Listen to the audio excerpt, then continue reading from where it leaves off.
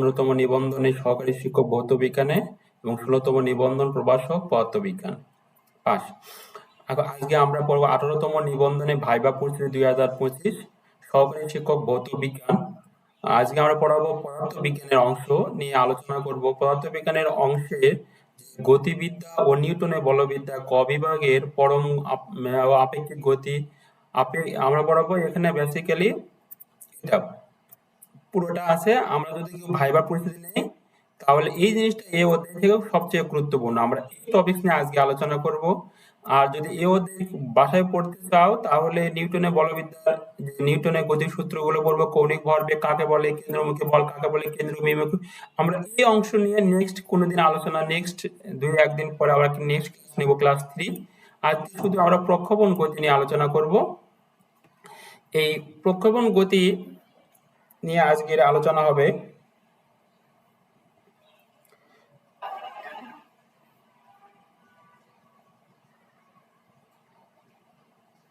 আমি আগে ফেসবুকে আমার গ্রুপে এটা শেয়ার করে নেই।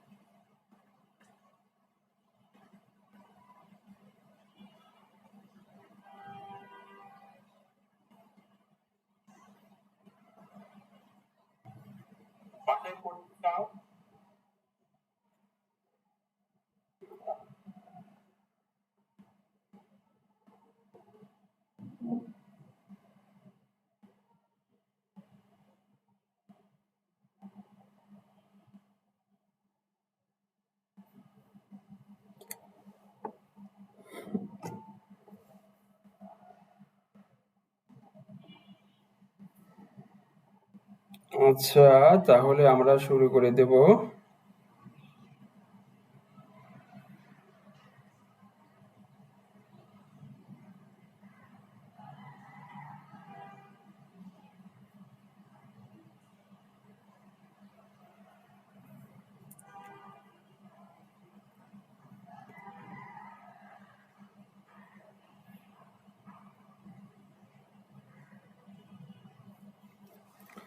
আমরা তাহলে আজকে পড়াবো আমাদের হলো ভৌত বিজ্ঞান অংশের। এই তো নিউটনের বলবিদ্যার অংশ সবচেয়ে গুরুত্বপূর্ণ, আর এখান থেকে সবচেয়ে গুরুত্বপূর্ণ।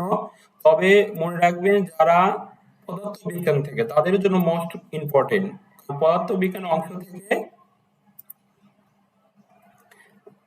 যারা পদার্থবিজ্ঞান থেকে পরীক্ষা দিবেন, ভাইবা লিখিত পরীক্ষা, তাদের জন্য মোস্ট গুরুত্বপূর্ণ। তাহলে আমরা শুরু করা যাক আজকে এই প্রাসের গতি। প্রাসের গতি বোঝানোর জন্য প্রথমে আগে আমরা একটা চিত্র দেখি। এই যে চিত্র, এরকম একটা চিত্র যাকে বলা হয়, এখানেও চিত্র আমরা আঁকাতে পারি।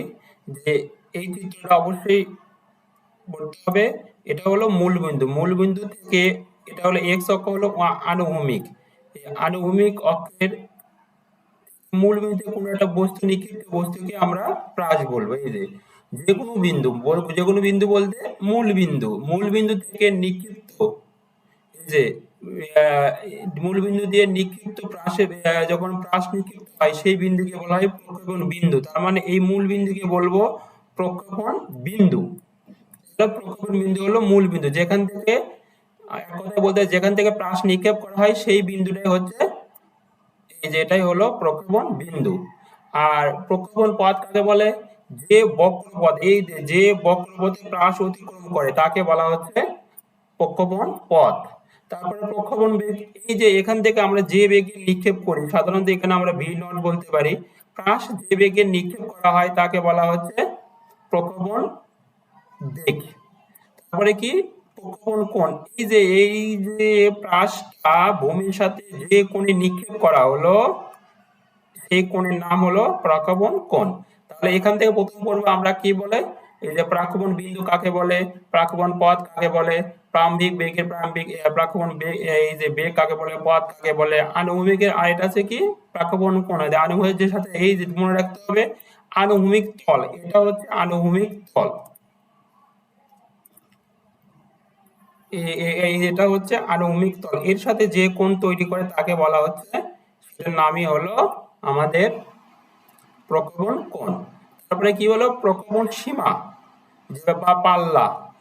এই যে যেখান থেকে আমি নিক্ষিপ্ত করলাম সেখান থেকে অনুভূমিক বরাবর যতটুকু দূরত্ব অতিক্রম করলো, এখান থেকে এইটুকু আসে, তার এইটুকু হলো আনুভূমিক পাল্লা। তার মানে আমরা যে চিত্র আরেকটা এখানে আঁকাই, তাহলে এখান থেকে যে প্রাস নিক্ষিপ্ত করব এইটুকু হলো, যে এখান থেকে এইটুকু হলো এই পাল্লা, একে আর দ্বারা প্রকাশ করা হয়।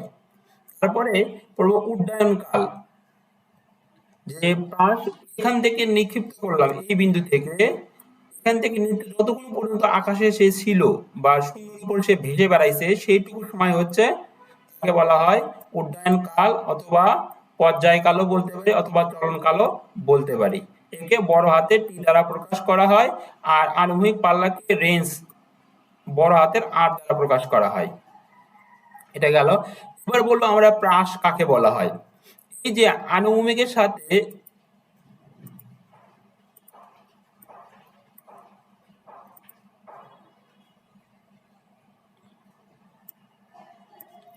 এই যে আনুভূমিকের সাথে কোনো একটা বস্তুকে যদি আনুভূমিকের সাথে তীর্যকভাবে নিক্ষিপ্ত করা হয়, তাহলে তীর্যকভাবে শূন্যতে নিক্ষিপ্ত করলে তাকে বলা হয় প্রাস বা প্রক্ষেপণ। আর প্রাসের উপর একমাত্র ক্রিয়াশীল হলো অভিকর্ষ বল। প্রাসের উপর একমাত্র অভিকর্ষ বলই ক্রিয়াশীল থাকে। এই জন্য বস্তুটি কিন্তু দেখ এখানে উঠতে উঠতে সর্বোচ্চ বিন্দু ওঠার পরে আবার নিচের দিকে নামে। কি কারণে নামে? অভিকর্ষ বল বা অভিকর্ষ ত্বরণের ফলে নিচের দিকে নামে। প্রাসের উদাহরণটা খুব গুরুত্বপূর্ণ, এই জিনিসটা খুবই গুরুত্বপূর্ণ। প্রাসের উদাহরণ কি বলতে পারি? ফুটবলে কিক মারা বা ছোড়া, তীর বা বর্ষা নিক্ষেপ করা, কামানের গোলা, ঢিল ছোড়া ইত্যাদি হলো, এগুলোকে বলবো আমাদের প্রাসের উদাহরণ। তাহলে বৈশিষ্ট্যটা কি হবে? এই প্রাসের পথ দেখতে পাচ্ছি, এটা বক্রপথ, সুতরাং এটা একটা কি হবে? বক্রপথ। আর এখানে প্রাস সাধারণত কি হয়? দ্বিমাত্রিক। এই যে প্রাস হচ্ছে দ্বিমাত্রিক, তার মানে এদিকে এক্স আর এদিকে হলো ওয়াই, জন্য বলা হয় প্রাস হলো দ্বিমাত্রিক। আর প্রাস হচ্ছে উলম্ব তলে সীমাবদ্ধ। এই প্রাসটা হচ্ছে উলম্ব তলে, উপর দিকে ওঠে আবার নিচের দিকে নামে, এজন্য বলা হয় এটা উলম্ব তলে সীমাবদ্ধ। এটা সমতরণ বিশিষ্ট। কি ত্বরণ বিশিষ্ট? সমতরণ বিশিষ্ট। এর কোনো ত্বরণের মানে ত্বরণ হলো যে সমতরণ বিশিষ্ট, সমতরণে প্রাসটি চলে আর কি। আর হচ্ছে কি আহ, এই যে জি জি ত্বরণে, এই যে উপর দিয়ে গেলে হবে মাইনাস, এই যে প্লাস উপরে দিয়ে গেলে হবে মাইনাস, আর যখন নিচের দিকে নামবে এরপরে থেকে, তখন কিন্তু এখান থেকে এই পরের অংশ থেকে হবে প্লাস। সাধারণত আমরা মাইনাস ধরে হিসেব করি। এই যে এর সর্বোচ্চ বিন্দু থেকে আগ পর্যন্ত হলো মাইনাস, আর এরপরে হলো প্লাস। আর প্লাসের পথ হচ্ছে পরাবৃত্তাকার বা প্যারাবোলা। তারপরে প্রশ্ন আছে যে প্রাসের গতিপথ একটি অধিবৃত্তাকার, কিভাবে বুঝবো? এটা কিন্তু বড় একটা প্রশ্ন। এখান থেকে প্রশ্ন করবে মাঝ মাঝ থেকে। যেমন প্রাস যদি তুমি নিক্ষেপ করো, তাহলে যে কোনো একটা বিন্দু, যেমন আমরা এই বিন্দু নিলাম, এই বিন্দুতে কয়টা বেগ থাকবে? সকল বিন্দুতে দুইটা বেগ থাকবে আমরা সাধারণত জানি। একটা হচ্ছে আনুভূমিক বেগ, একটা হচ্ছে উলম্ব বেগ। আমরা প্রাসকে নিক্ষেপ করছি কি বেগে? ইউ বেগে। তাহলে বস্তুটির উপর, এই যে বস্তুটির উপর আনুভূমিক উপাংশ হলো ইউ কস থিটা। যে বস্তুটি নিক্ষেপ করছি আমরা, আনুভূমিক উপাংশ হলো ইউ কস থিটা, আর উলম্ব উপাংশ হচ্ছে ইউ সাইন থিটা। কিন্তু এই বেগ এক্স অক্ষ বরাবর আমাদের ত্বরণ শূন্য। এক্স অক্ষ বরাবর আমরা অভিকর্ষ ত্বরণের মান হচ্ছে, এই যে এটার মান হলো শূন্য। তার মানে ওই এক্স অক্ষ বরাবর ত্বরণের মান নেই, সুতরাং বেগের কোনো পরিবর্তন হয় না। তাহলে এই প্রাসের প্রত্যেকটা পয়েন্টের আনুভূমিক বেগ কত? এই যে দেখ, এই জন্য আমাদের এই পয়েন্টটা হচ্ছে ইউ কস থিটা। সকল পয়েন্টে ইউ কস থিটা। এখানে কত? U cos theta. এখানে কত? U cos theta. এই এমনকি সর্বোচ্চ বিন্দুতেও ইউ কস থিটা। সকল বিন্দুতে হলো, যে এটা মান মনে রাখতে হবে, প্রাসের আনুভূমিক উপাংশ ইউ কস থিটা, এটা সকল বিন্দুর ক্ষেত্রে প্রযোজ্য। আর আর আদি বেগের যে উলম্ব বেগ ইউ সাইন থিটা, এই যে ইউ সাইন থিটা, এটা শুধু এখানকার জন্য, প্রত্যেকটা পয়েন্টের জন্য ইউ সাইন থিটা পরিবর্তন হয়। এই জন্য আমাদের বলা হলো এই যে উলম্ব বেগ হচ্ছে u sine theta minus gt. কারণ হচ্ছে কি মাইনাস জিটি হলো এই যে মাইনাস জিটি, উপর দিকে হলে মাইনাস হবে। সাধারণত আমরা এই সূত্র দিয়ে হিসাব করি যে এর আগ পর্যন্ত মাইনাস জি, পরে হলো প্লাস জি, আমরা মাইনাস জি দিয়ে হিসাব করা হয়। তার মানে আমরা মনে রাখবো যে উপরের দিকে যাবে, সুতরাং এটাই এই বেগটা কিন্তু অবশ্যই পরিবর্তন হবে। কারণ এখান থেকে যেহেতু প্রত্যেকটা পয়েন্টে আমাদের এই বেগটা পরিবর্তন হবে, এই যে মাইনাস জিটি থাকবে। এই যে মাইনাস জিটি থাকার কারণে জি বিভিন্ন কারণে বিভিন্ন জায়গায় হবে। এই যে টাইম জিটি, যেহেতু টাইমের উপরে পরিবর্তন হচ্ছে, সুতরাং কিন্তু অবশ্যই এটাও পরিবর্তন হবে। আর এখানে যেহেতু টাইম নাই, এটা সবসময় কনস্ট্যান্ট, এটা এক এটা না, এটা কনস্ট্যান্ট, এটা কনস্ট্যান্ট, এটা হলো পরিবর্তনশীল, এটা হলো পরিবর্তনশীল, এই মানটা হলো পরিবর্তনশীল, আর এটা হলো কনস্ট্যান্ট, মনে রাখতে হবে। তার মানে পাশের প্রত্যেকটা পয়েন্টের জন্য আনুভূমিক বেগ ইউ কস থিটা অপরিবর্তনশীল, মানে সেম। আর এইদিকে হবে এই সূত্র অনুসারে পরিবর্তন হবে। কিন্তু যখন সর্বোচ্চ বিন্দুতে এখানে যেগুলো আসবে, সর্বোচ্চ বিন্দু যখন আসবে, এই যে যখন সর্বোচ্চ বিন্দুতে আসবে, সর্বোচ্চ বিন্দুতে কিন্তু শুধু গুরুত্বপূর্ণ পয়েন্ট যে প্রাসের চলার পথে কোথায় বেগ সর্বোচ্চ, আণবিক বেগ শূন্য, আণবিক শূন্য এখানে কিন্তু শূন্য। কারণ কি এখানে সর্বোচ্চ বিন্দুতে যখন পৌঁছাবে তখন কিন্তু এর মান শূন্য হবে। এই বিন্দুতে হলো ভি ওয়াই এর মান, এ ওয়াই এর মান শূন্য, কারণ এ মান আর এ মান সমান হয় এখানে, এটা টোটালি শূন্য হয়ে যাবে সর্বোচ্চ বিন্দুতে। তাহলে এই মানটা কোথায় শূন্য হবে? সর্বোচ্চ বিন্দুতে এই মানটা কিন্তু শূন্য হবে, এটা গুরুত্বপূর্ণ। তার মানে উলম্ব বেগ এখান থেকে ধীরে ধীরে ধীরে ধীরে কমতে থাকে, কমে এখানে সর্বোচ্চ বিন্দুতে আসার পরে কি হয়ে যাবে, সর্বনিম্ন হয়ে আবার আস্তে আস্তে কমতে থাকবে। এটা হলো এখান থেকে গুরুত্বপূর্ণ। আর এটা মনে রাখা লাগবে যে এই যে প্রাসের চলপথ যে প্যারাবোলা, সেটা এই সমীকরণ হবে, আর এই সমীকরণ হচ্ছে এর মতো অনুরূপ। এই জন্য প্রাসের গতিকে বলি প্যারাবোলা। আর অধিবৃত্ত, প্যারাবোলা বা পরাবৃত্ত, অধিবৃত্ত আচ্ছা জাস্ট নিক্ষিপ্ত কোনো বস্তুকে প্যারাবৃত্ত এগুলো বলা হয়। সাধারণত আমরা ভাইবার সময় যদি কাউকে এই পরাবৃত্ত সম্পর্কে বা এখান থেকে প্রশ্ন করা শুরু করে, তাহলে এখান থেকে যদি আমি একটা প্রশ্ন করি তখন থেকে আরেকটা প্রশ্ন করবে, এখান থেকেই করবে। ভাইবার সিস্টেম হচ্ছে এক জায়গায় সাধারণত বেশি প্রশ্নই করে। যখন এখান থেকে আমি একদম স্বচ্ছ ক্লিয়ার, তখন করবে কি আটকানোর জন্য বা অন্য একটা টপিক থেকে প্রশ্ন ধরবে, যখন করে এখানে সবই পারে। এই জন্য আমরা যে টপিকটা পড়বো এটা সুন্দরভাবে পড়বো, এখান থেকে এই প্রশ্ন ধরতে পারে উলম্ব বেগ, অনুভূমিক বেগ, এটা আর কি। একটা প্রশ্ন করে যে প্রায়োজক খাড়া উপর দিকে নিক্ষেপ করে, যখন খাড়া উপর দিকে নিক্ষেপ করলে হবে নিক্ষিপ্ত বস্তু, খাড়া উপর দিকে নেমে হবে নিক্ষিপ্ত পড়ন্ত বস্তু এবং নিক্ষিপ্ত বস্তু, তখন কিন্তু আর প্রাস হবে না। প্রাস হতে হলে অবশ্যই অনুভূমিক কোণে অর্থাৎ থিটা কোণে নিক্ষেপ করতে হবে, এই থিটা কোণে নিক্ষেপ করতে হবে। আর একটা প্রশ্ন করে যে এখানে প্রাসের গতি দ্বিমাত্রিক কেন? প্রাসের গতিকে আমরা দ্বিমাত্রিক কেন বলি? এটা আমি একটু আগে বললাম যে প্রাসের গতি দ্বিমাত্রিক কারণ একটি দ্বিমাত্রিক কারণ বেগের দুইটা উপাংশ থাকে, একটা হচ্ছে আণবিক উপাংশ আর একটা হচ্ছে উলম্ব উপাংশ, যার নিচের দিকে ক্রিয়া করে। আণবিক অংশ এক্স অক্ষ বরাবর আর উলম্ব উপাংশ ওয়াই অক্ষ বরাবর উপরের দিকে অথবা নিচের দিকে। তাহলে এখান থেকে একটা সার বলা যায় যে এখানে একটা জিনিসটা হয়েছে একটু মিসিং আছে, যে এই জি ওয়াই, জি ওয়াই কিন্তু উপরের দিকে, মানে অভিকর্ষ ত্বরণ খাড়া উপরের দিকে ক্রিয়া করে বলে মাইনাস জি। আর এক্স অক্ষ বরাবর কিন্তু জি নাই, এই যে এক্স অক্ষ বরাবর কিন্তু জি শূন্য, বললাম এই যে এক্স অক্ষ বরাবর কিন্তু জি শূন্য। এটা আমরা মনে রাখবো যে এখান থেকে কিন্তু এক্স অক্ষ বরাবর জি শূন্য, কারণ জি শুধু উপরের দিকে ক্রিয়া করে। এটা গেল। মুহূর্তে বস্তুটা আণবিক দূরত্ব উলম্ব দূরত্ব অতিক্রম করে, সুতরাং বস্তুতে দুইটা মাত্রায় কাজ করে, তার প্রাসের গতি হচ্ছে একটা দ্বিমাত্রিক গতি। তারপরে কি বলতে পারি যে আনুভূমিক নিক্ষিপ্ত বস্তুর গতি একটি অধিবৃত্ত, এটারও কিন্তু অধিবৃত্ত হয়। যখন আমরা আনুভূমিক ভাবে নিচের দিকে নিক্ষেপ করি, এখান থেকে যদি আমরা নিচের দিকে কিরে নিক্ষেপ করি তখন কিন্তু এটা দ্বিমাত্রিক। এখানে প্রশ্ন হলো এখানে যখনই আমি বেগ নিক্ষেপ করব সেটা সরাসরি কিন্তু এক্স অক্ষ বরাবর, এই জন্য এই বেগে হচ্ছে শুধু এক্স অক্ষ বরাবর, এর কোনো উপাংশ থাকবে না, টোটাল বেগই হচ্ছে শুধু এক্স অক্ষ বরাবর। ইউ ইউ হচ্ছে টোটাল এক্স অক্ষ বরাবর, তার মানে কি এর কিন্তু ওয়াই অক্ষ বরাবর কিন্তু উপাংশ নেই। এই যে ওয়াই অক্ষ বলতে নিচের দিকে নিক্ষেপ করছে, এইদিকে কিন্তু এর উপাংশ নেই, এর উপাংশ হলো জিরো। তখন আমরা নিক্ষেপ করলাম পুরো x অক্ষ বরাবর নিক্ষেপ করতে। এখান থেকে প্রশ্ন করে যে এখান থেকে যদি আমরা এইদিকে নিক্ষেপ করি দুইটা উপাংশ পাই, কিন্তু যদি আমরা আনুভূমিকভাবে নিক্ষিপ্ত গতি, আনুভূমিকভাবে নিক্ষিপ্ত নিচের দিকে গতি আর কি, এটা আনুভূমিকভাবে নিক্ষিপ্ত বস্তুর গতি, আনুভূমিকভাবে নিক্ষিপ্ত বস্তু যদি আমরা নিচের দিকে নিক্ষেপ করি, আর এটা আমরা নিক্ষেপ করছিলাম প্রাসের গতি, এই যে দেখো যে অধিগতি মানে উপরের দিকে নিক্ষিপ্ত বস্তু হবে, এটা হলো উপরের দিকে, আর এটা হচ্ছে যে আনুভূমিক দিকে মানে ভূমির দিকে নিক্ষিপ্ত করবো আমরা, আর এটা উলম্ব দিকে নিক্ষিপ্ত ছিল আগেরটা। তাহলে ভূমি বরাবর যদি নিক্ষিপ্ত করি তাহলে শুধু একটা বেগ থাকে, সেটা হচ্ছে এক্স অক্ষ বরাবর, আর যখন এগুলো বিন্দুতে আসে তখন আবার দুইটা উপাংশই আমরা পাই। সেক্ষেত্রে এটা সমীকরণ, এটা সমীকরণ, এটা দেখবো আমরা, এটা অনুরূপ, এটার অনুরূপ বলতে এটা একটা পরাবৃত্ত অনুরূপ, যাই এটা অধিবৃত্ত বা প্যারাবোলা বলা যায়। আর নেক্সট প্রশ্ন হলো যে ভাইবা সময় এগুলোর গুরুত্বপূর্ণ যে প্রাসের গতি সর্বদা কি হবে, প্যারাবোলা বা অধিবৃত্ত বা উপবৃত্ত, এটা বলতে পারি। সর্বোচ্চ বিন্দু প্রাসের বেগ কত, শূন্য, সেটা তো বললামই, সর্বোচ্চ বিন্দু প্রাসের বেগ শূন্য। সর্বাধিক উচ্চতা প্রাসের গতি একমাত্রিক হয় শুধু, কিন্তু এই যে প্রাসের গতি দ্বিমাত্রিক, কিন্তু সর্বোচ্চ বিন্দুতে কিন্তু একমাত্রিক, কারণ কি, এই যে সর্বোচ্চ বিন্দুতে আছে, এখানে চিত্র আঁকাই, এখানে এই যে সর্বোচ্চ বিন্দুতে কিন্তু এখানে ভি ওয়াই এর মান শূন্য, আর ভি ওয়াই এর মান শূন্য হলে কি হবে, এখানে কিন্তু শুধু একমাত্রিক কাজ করবে, এখানে শুধু এই অক্ষ বরাবর কাজ করবে।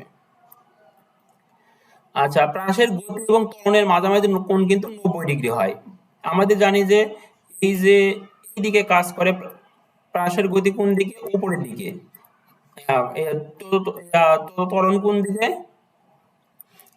এটা তো সর্বোচ্চ বিন্দুতে হয়, এই যে সর্বোচ্চ বিন্দুতে বেগ হলো এইদিকে আর ত্বরণ হলো নিচের দিকে, তাহলে কি হবে, এটা 90 ডিগ্রি হবে, এটা হলো 90 ডিগ্রি। এর জন্য বলা হয় প্রাসের সর্বাধিক বিন্দুতে, সর্বোচ্চ বিন্দু যেহেতু শুধু উলম্ব বেগ শূন্য শূন্য, কিন্তু শুধু আনুভূমিক বেগ থাকে, তাই এর মধ্যে কোণ হবে 90 ডিগ্রি।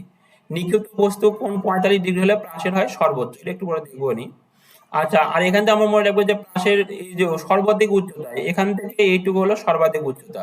প্রাসের নিক্ষিপ্ত বস্তু সর্বাধিক যে দূরত্ব অতিক্রম করে তাকে বলা হয় সর্বাধিক উচ্চতা। সর্বাধিক উচ্চতা প্রাসের উলম্ব বেগ শূন্য, আর সেই শূন্য ব্যবহার করে আমরা সমীকরণ এটা পাই, এটা আমরা মনে রাখবো, h equal to u square sine square theta by 2g।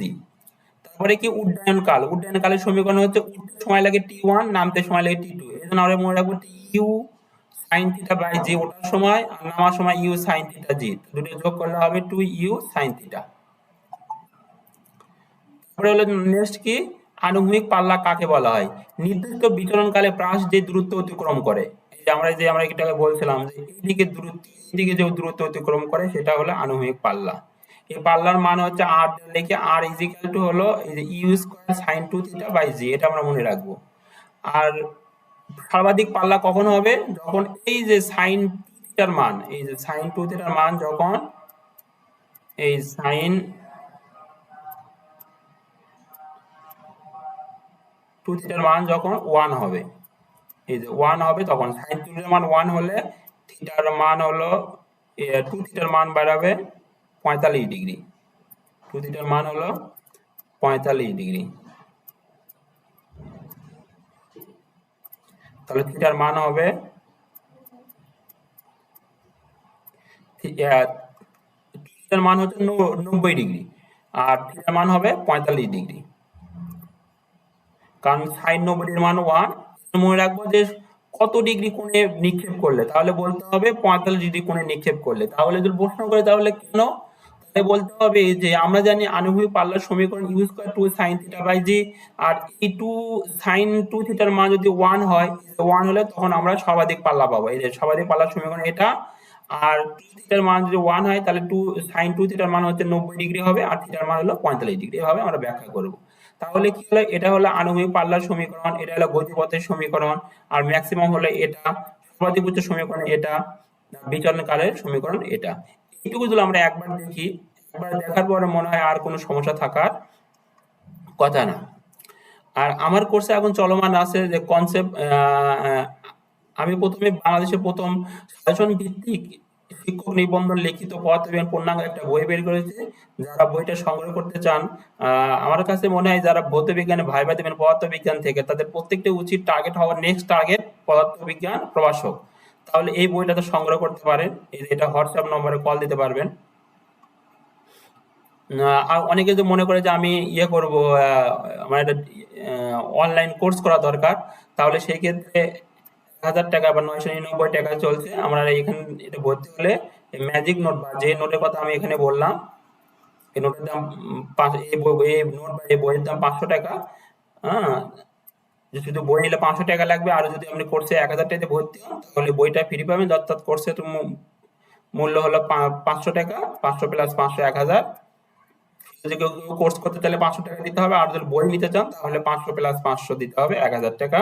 আপনারা এখানে আমার কাছে মনে হয় ভৌত বিজ্ঞান পড়াতে যারা ভাই বোন তারা অবশ্যই এখানে ভর্তি হতে পারেন। আর যারা প্রিপারেশন মোটামুটি ভালো আছে যে আমাদের এগুলো কোনো কিছু প্রয়োজন নেই, তারা অন্তত এই যে এক্সাম ব্যাচে ভর্তি হতে পারেন। আমাদের এক্সাম ব্যাচ আছে ফিজিক্যাল সায়েন্স 200 টাকা, এক্সাম ব্যাচ ফিজিক্স প্রভাষক 200 টাকা, আর যদি এক্সাম ব্যাচ কেমিস্ট্রি লেকচারাল 200 টাকা, আর ক্লাস ব্যাচ ভৌত বিজ্ঞান আর ফিজিক্স এটা 1,000 টাকা 1,000 টাকা। যারা চান এই যে এখানে নগদ বা বিকাশ আছে, এখানে নগদ বা বিকাশ করে কন্ট্যাক্ট করতে পারেন। ধন্যবাদ। আমাদের নেক্সট ক্লাস হবে এই যে নিউটনের বলবিদ্যার নেক্সট পার্ট, যেটা প্রথমে বলেছিলাম। আমরা প্রথম পরে ক্লাস নেব এই যে নিউটনের গতির সূত্র, ভরবেগ, কৌণিক ভরবেগ, কেন্দ্রমুখী এবং কেন্দ্রমুখী জড়তার ভ্রামক, এখান থেকে মোটামুটি কি প্রশ্ন করতে পারে সহজে প্রস্তুতি নেওয়া যাবে সেটা সম্পর্কে। ধন্যবাদ সবাইকে, ভালো থাকবেন। আসসালামু আলাইকুম।